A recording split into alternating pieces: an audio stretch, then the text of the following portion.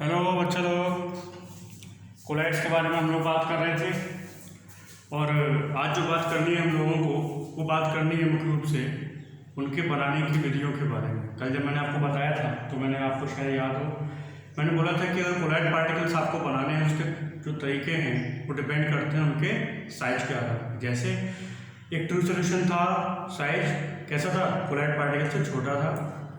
Suspension था, size कैसा था उनका, कोलाइड पार्टिकल से बड़ा था। आपको क्या करना है, बीच के बनाना है। तो तरीका क्या था उसका, तरीका उसका ये था कि या तो आप छोटे साइज के कणों को क्या करो, जोड़ जोड़ के कोलाइड साइज के पार्टिकल्स बना दो, या बड़े साइज के जो पार्टिकल्स हैं उनको तोड़ तोड़ के आप क्या करो, कोलाइड साइज के पार्टिकल बना दो। इसके अकॉर्डिंग इसको ध्यान में रखते हुए हम लोगों ने कोलाइड पार्टिकल बनाने की 3 मेथड्स को यूज करना है। ठीक है, कौन कौन से मेथड्स हैं आप समझने की कोशिश करो, कौन कौन से मेथड हम लोग यूज करते हैं। ठीक, सबसे पहला जो मेथड आता है, हम लोग क्या करने वाले हैं, तोड़ने जा रहे हैं। ठीक है, तोड़ने की जो मेथड यूज करा है हम लोगों ने, उसको नाम दिया है हम लोगों ने क्या, परिक्षेपण विधियां। ठीक है, यानी इसको हम लोग क्या कहते हैं, डिस्पर्सन मेथड। ओके, ये है आपके डिस्पर्सन मेथड्स। ठीक है, याद रखिए आप इसको। इसमें हम लोग क्या करेंगे, जो बड़े साइज के कण हैं उनको तोड़ने का कोशिश करेंगे हम लोग। ठीक, दूसरा जो है वो है कंडेंसेशन। कंडेंसेशन का मतलब क्या होता है, कंडेंसेशन का मतलब होता है आपका जोड़ना। ठीक है, तो ये दूसरे नंबर पे आता है कंडेंसेशन मेथड, और नंबर 3 पर जो है आपका वो है केमिकल मेथड्स। ओके, ये रासायनिक विधियां हैं, हम लोग रिएक्शन कराएंगे तब बनाएंगे। तो मुख्य रूप से हम लोग 3 मेथड का यूज करते हैं, डिस्पर्सन मेथड, कंडेंसेशन मेथड्स और केमिकल मेथड। अब ये बात आपकी समझ में आ गई। आप सब लोग पूछे कि डिस्पर्सन मेथड यानी परिक्षेपण विधियों में आप क्या करने जा रहे हैं, तो सिंपल सा बात है कि इसमें हम लोग क्या करेंगे, बड़े साइज के पार्टिकल्स को किसी भी तरीके से क्या करेंगे, तोड़ने का कोशिश करेंगे। ओके, यहाँ पर हम लोग क्या करेंगे, जो छोटे छोटे साइज के पार्टिकल्स हैं उनको हम लोग जोड़ने का कोशिश करेंगे। और नंबर 3 जो आता है ये केमिकल रिएक्शंस पर बेस है। अब तोड़ने के लिए सबसे पहले आपको डिस्पर्सन मेथड बताता हूँ। तोड़ने के लिए हम लोग कौन कौन सा मेथड यूज करते हैं इसको देखिए आप। ठीक, इसमें नंबर 1 पे आया वो है मैकेनिकल डिस्पर्सन। ठीक है, नाम दिया हम लोगों ने मैकेनिकल डिस्पर्सन, हिंदी में कहते हैं यांत्रिक परिक्षेपण। ठीक है, नंबर 2 पे आ जाएगा इलेक्ट्रो डिस्पर्सन। ठीक है, इलेक्ट्रो डिस्पर्सन यानी विद्युत परिक्षेपण। इसको एक नाम और भी दिया गया है, याद रखना, ये साइंटिस्ट नेम पर है, ब्रेडिक आर्क मेथड कहते हैं इसको। ठीक है, ये साइंटिस्ट नेम पर डिपेंड करता है। तीसरा आता है इसी में बहुत शानदार प्रोसेस, पेपर में कई बार पूछी गई, पेप्टाइजेशन। ठीक है, जिसके अंतर्गत हम लोग क्या करेंगे, 3 टाइप्स के मेथड्स पढ़ेंगे, मैकेनिकल डिस्पर्सन, इलेक्ट्रो डिस्पर्सन या ब्रेडिक आर्क मेथड, और तीसरा है आपका पेप्टाइजेशन। तो 3 मेथड्स हम लोग इसके अंदर पढ़ते हैं। ठीक है, तो पहले मैं एक करके इनके बारे में बता दूं, फिर कंडेंसेशन मेथड लेता हूं, उसके बाद में फिर आपके केमिकल मेथड लेता हूं। ठीक है, देखिए मैकेनिकल डिस्पर्सन यांत्रिक परिक्षेपण बहुत शानदार विधि है। और क्या है विधि, बहुत सिंपल सी बात, आपने घरों में देखा होगा कि कुछ समय पहले तक, अब तो खैर आप नहीं होता घरों में, वो चक्की होती थी, आपने देखा हो, जिसमें हम लोग जब उसे चलाते थे तो नीचे वाला जो पार्ट होता था वो अपनी जगह पर स्टेबल रहता था, और ऊपर वाले पार्ट को घुमाया जाता था। बीच में हम लोग क्या करते थे, कोई भी अनाज वगैरह डालते थे तो वो पिस के निकलता था।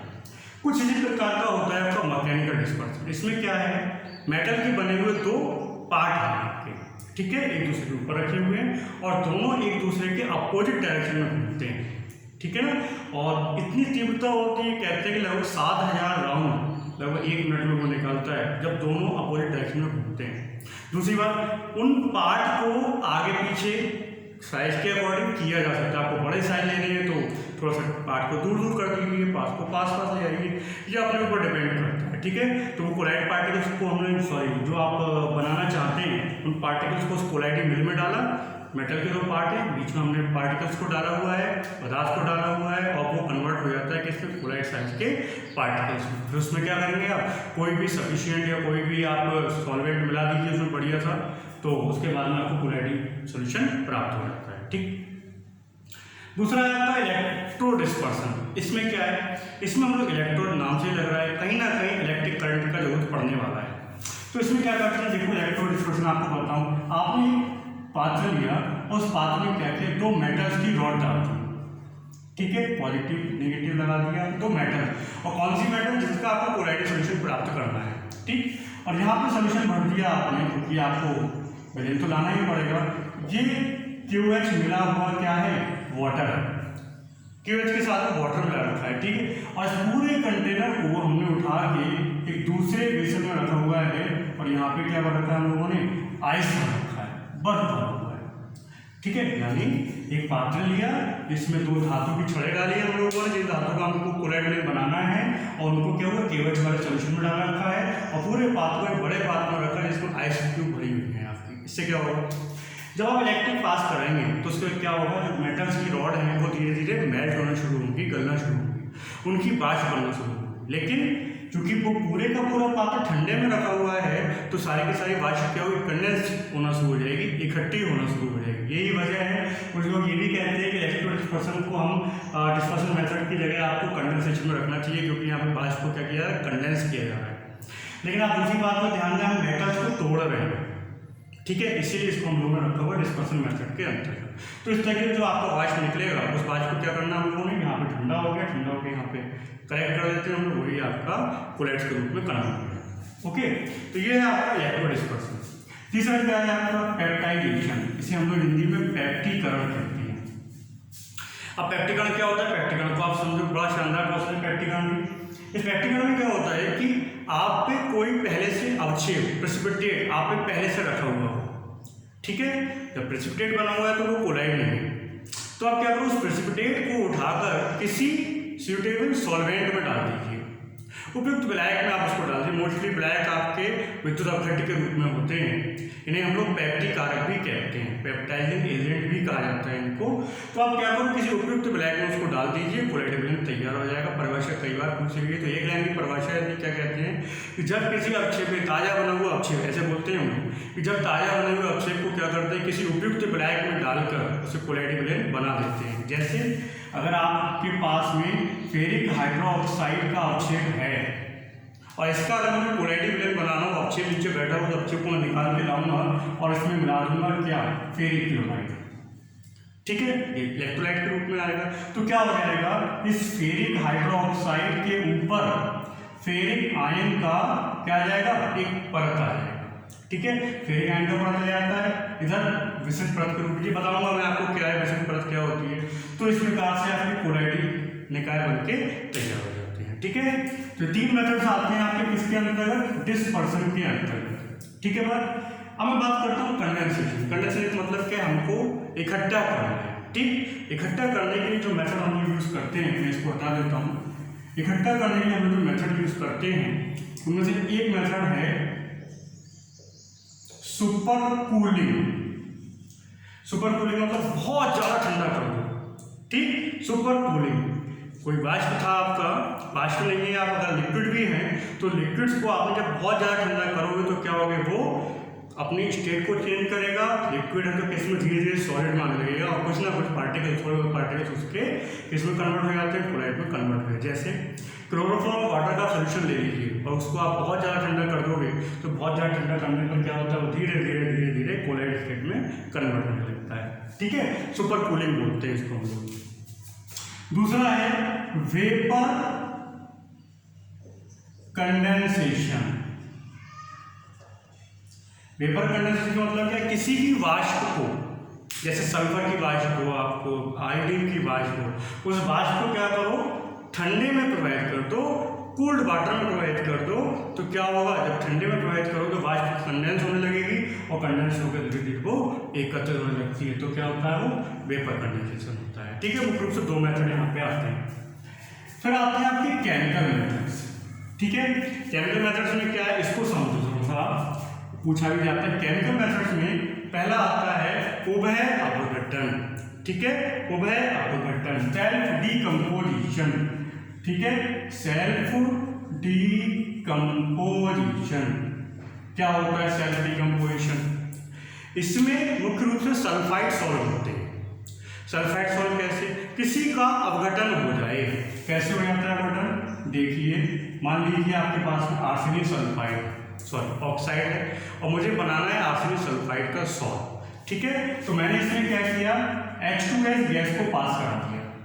जब मैं H2S गैस को पास कराऊंगा तो ये कन्वर्ट हो जाएगा AS2S3 के रूप में, ये आर्सेनिक सल्फाइड बन गया और H2O क्या हो जाएगा, बाहर हो जाएगा। रिएक्शन आपको बैलेंस करनी पड़ेगा, बैलेंस कर सकते, देखो आप 3S चल रहे हैं यहाँ पे, आप यहाँ पे 3 करके देखिए, तो 3S आपका बैलेंस हो रहा है, AS आपका बैलेंस हो रहा है और यहाँ पे क्या कर दिया 3H2O कर दीजिए, आई थिंक ये रिएक्शन बैलेंस हो गया। तो ये बन गया आपका आर्सेनिक सल्फाइड सॉल्ट। इस प्रक्रिया को कहा गया सेल्फ डिकम्पोजिशन उभयअपचयन कहते हैं। ठीक है, दूसरी प्रक्रिया जो आती है वो है ऑक्सीडेशन। ठीक है, ऑक्सीडेशन के द्वारा भी हम लोग क्या करते हैं, कोलाइडल सॉल्ट को बनाते हैं, कोलाइडल सॉल्यूशन बना सकते हैं। ऑक्सीडेशन सॉल्ट कैसे ऑक्सीडेशन कराते हैं इसको आप समझिए। मुख्य रूप से नॉन मेटल्स जो होते हैं जैसे सल्फर, उसका सॉल्ट ऑक्सीडेशन मेथड द्वारा बनाया जाता है। ठीक है, कभी कभी ऑब्जेक्टिव में आया भी है क्वेश्चन कि सल्फर सॉल्ट कौन सी विधि द्वारा बनाया जाता है, तो कैसे बनाते हैं देखिए आप, सिंपल सी रिएक्शन है, H2S और SO, बहुत सिंपल रिएक्शन है। ऑक्सीडेशन कराएंगे तो ये कन्वर्ट हो जाएगा, 3S बन जाता है, H2O बैलेंस करना पड़ेगा आपको, देखिए आप, तो क्या करेंगे आप यहाँ पे ये 2 कर दीजिए, ये 2 कर दीजिए। ठीक है, तो ये हो गया आपका सल्फर हो गया 2 ऑक्सीजन और यहाँ पे कितना हो रहा है 2 ऑक्सीजन। ओके, ये है ऑक्सीडेशन मेथड। ठीक है, नॉन मेटल्स के लिए मुख्य रूप से। तीसरा मेथड जो आता है वो है रिडक्शन। ठीक है, रिडक्शन मेथड क्या है, हमें ऑक्सीजन कराना मुख्य रूप से मेटल जितने भी हैं, मेटल इसी से बनते हैं, जैसे gold salt, silver salt, mostly जो आप बनाएंगे वो सारे के सारे किससे बनते हैं, इसी से बनते हैं। ठीक है, कैसे बनाते हैं देखिए, कोई आपको सूटेबल रिडक्टेंट लाना पड़ेगा, अपचायक लाना पड़ेगा, तब बन के तैयार होगा।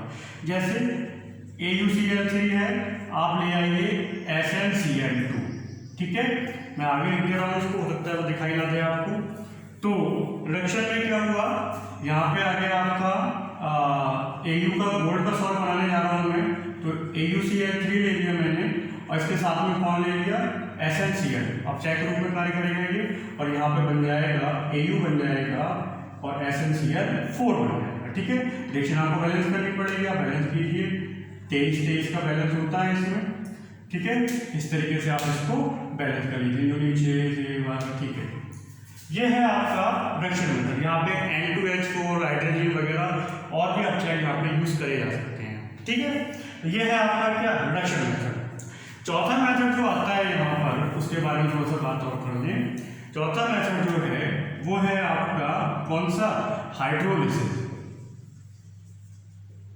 हाइड्रोलिसिस में क्या है, जल अपघटन करा दीजिए। ठीक है, धातुओं के हाइड्रोक्साइड्स, ऑक्साइड्स मुख्य रूप से इसी के द्वारा बनते हैं। ठीक है, आपके कोर्स में भी है, हाँ एक बात बताना रहेगा, ये जो गोल्ड है ना, इसको विशेष नाम भी दिया गया, कासेस ऑफ पर्पल भी कहते हैं। पेपर में आया है कई बार ये कासेस ऑफ पर्पल बनाने की विधि लिखी, तो ये कासेस ऑफ पर्पल है, ध्यान रखना आप इस चीज को। ठीक है, अब हाइड्रोलिसिस में क्या है, मान लीजिए आपके फेरिक क्लोराइड है, H2O ले लीजिए और ये कन्वर्ट हो जाएगा फेरिक हाइड्रोक्साइड में, HCl बाहर, ये बनके तैयार हो गया फेरिक हाइड्रोक्साइड का सॉल्ट। तो ये कुल विधियां हैं आपकी बनाने की। इन सारी विधियों को आप याद कीजिए, ध्यान रखिए इन विधियों को। जब सारी विधियों से आप कोलैट बनाएंगे उसके बाद हम लोग करेंगे इसका प्यूरिफिकेशन, और प्यूरिफिकेशन के बाद हम लोग पढ़ेंगे कोलैट्स का प्रॉपर्टीज। ओके, इन सारी विधियों को आप कंप्लीट कीजिए। Thank you.